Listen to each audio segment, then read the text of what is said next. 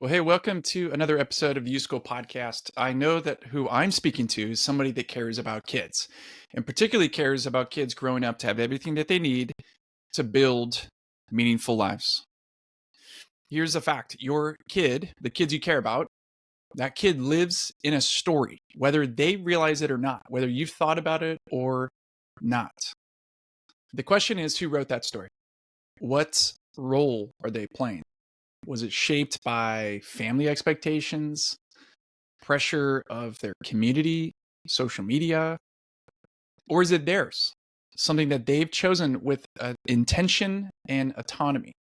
This week's question that we're going to dig into is a question that we believe every single kid needs to be able to answer for themselves with authenticity, integrity, and clarity in order to build and construct a meaningful life. Otherwise, they'll get off track. And getting off track isn't necessarily a bad thing if you have the tools to reflect and course correct. In fact, that could be one of the best ways to find clarity.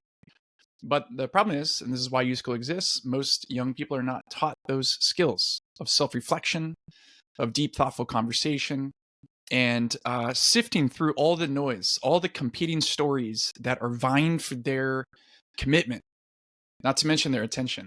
So the question is this: we want to look at a kid and ask them this and get a good answer. What is your story?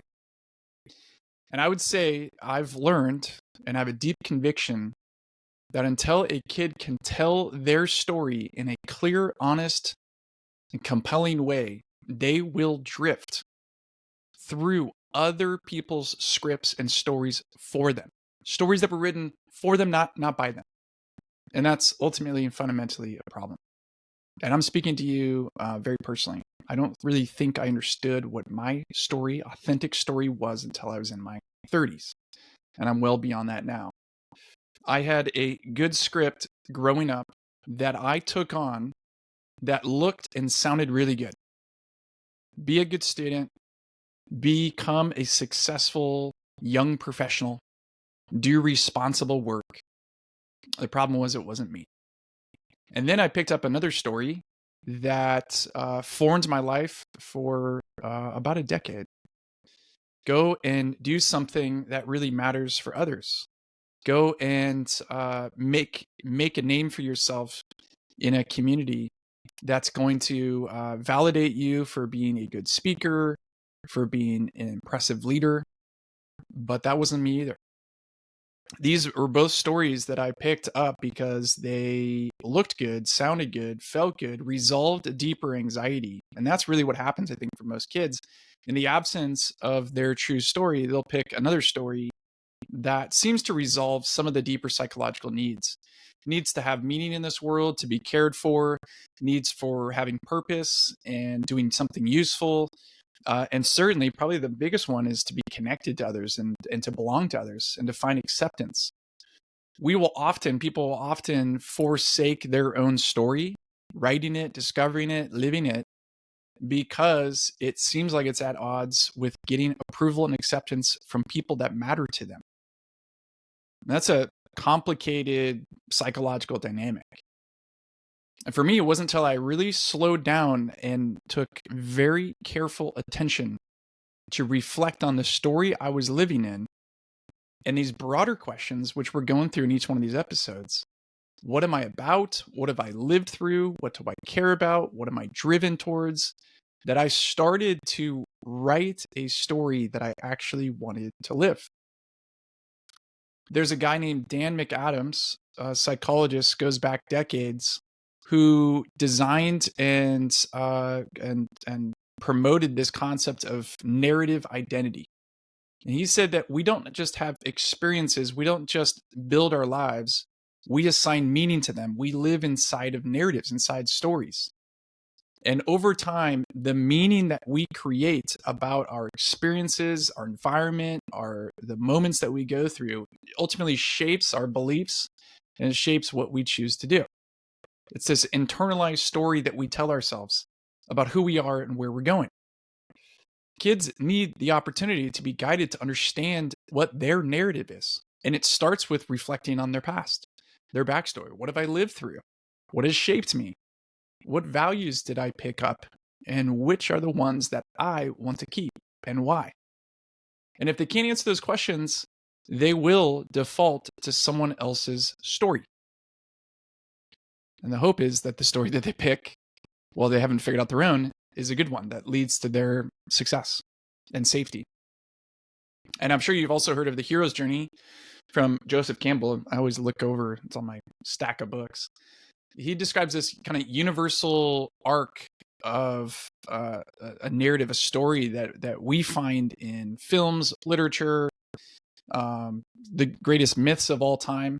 And there was a basic structure that a protagonist, a main character, would go through. You would find them in the start of this film and the start of this story in their ordinary world. And then there would be something that comes into that person's life that's a problem. That problem might be a villain. It might be loss. It might be great love. It might be something they can't get on their own. It might be just a deep dissatisfaction with the way life is. But something happens and disrupts the ordinary world and invites them to pursue another world, another life, another kind of way of going about things. And then there's typically this moment, a call to adventure. And some of the best movies, the call to adventure is this like dramatic moment.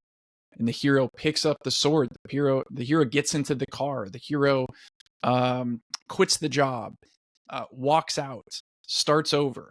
There's this call to adventure. And then the meat of the story are all the trials and setbacks that they face along the way, pursuing a new story, pursuing a different reality, going from an ordinary world to a different world, a special world. And then there's some sort of climax, some moment of truth to really like test, is the change that's happening inside them just circumstances, just the setting, or is it about who they are? And then really good movies help you see the resolution, and they come back to their ordinary world a changed person. That's the overarching like narrative arc. And what I've learned by working with lots of young people is that having that structure in mind is a really helpful way to guide them to see their own story, not only historically, what they've been through in their life so far, but even more so, kind of projecting out into the future. What will your story be? What will the great adventure be? If this is your ordinary life, your ordinary world growing up, what is the world that you're going to inhabit? What is the world that you're destined for? The kind of life, the kind of story that you're meant to live? And what is it going to look like to leave this world and set out for a new world? Who do you need? What kinds of commitments do you need to make? What's the adventure? What's the risk? And then we invite them to go down that path. And that's where, for most people, that's the beginning of their real life. Your kid is in the middle of that in some way.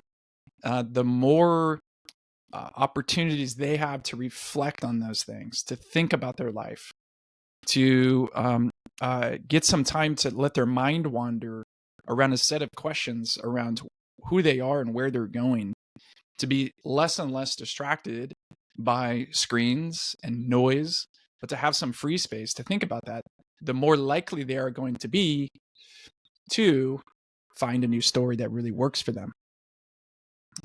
For us with U School, our curriculum has always culminated in a story moment. We want students to stand up in front of their peers, in front of their community, in front of their family and friends, and talk about where they come from, what they've learned, and then most importantly, who they're becoming, where they're headed, and what kind of life they want to build. And we've watched students literally move from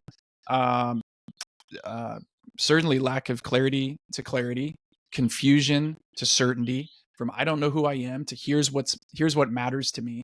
And I've every time feel like this is it's always a sacred moment to watch a young person like start to take ownership as they step into awareness of who they are and what their story is and where they're headed. So ultimately what this turns into is not just the awareness of this question as being so important, what's your story, but you, as you're listening, how can you help kids understand and step into their true story?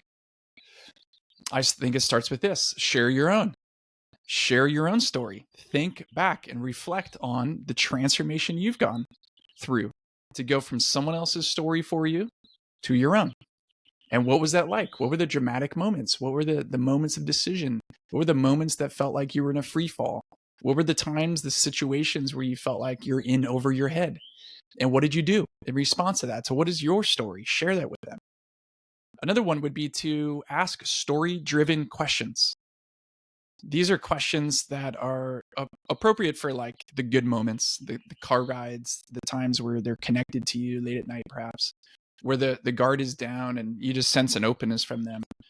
But to ask them these bigger questions about moments that have shaped them, people that they've looked at, and people that they've admired, the kind of life that they live, and what is it about them that they like, to help them start seeing their lives through the lens of a story. To ask them those kinds of story-driven questions is really helpful. And then finally, I think it's this: to normalize the struggle. Ultimately, as parents, we definitely want our kids to be safe and secure. I think we all want them to be successful. I think we all want them to be happy. But the biggest X factor in all of that isn't where the jobs are going to be, isn't are they ever going to figure out how to do their own laundry, clean up after themselves. I think the biggest kind of the thing that's most out of our control is, will they turn the corner to living their own lives, taking responsibility for themselves, making choices that align to and with autonomy to the kinds of values, principles, motivations that they have, dreams that they have. Will they turn the corner? You can cultivate it by modeling it, by spurring it on, by encouraging them and letting them know that it's going to be difficult. There's going to be resistance. There's going to be some headwinds, some setbacks. Normalize it. That is life. So help them understand that every hero has a villain. Every hero has challenges. It's what matters as they go through that. So if your kid can't tell their story, they are vulnerable to living someone else's. Even if it's an okay one, we want them to live their story. So this week, ask your kid, what's your story? And what are you going to do about it? We always say this in youth school: you only get one life, you only get one story. Make sure it's the right one. Make sure it's the one that you want to tell.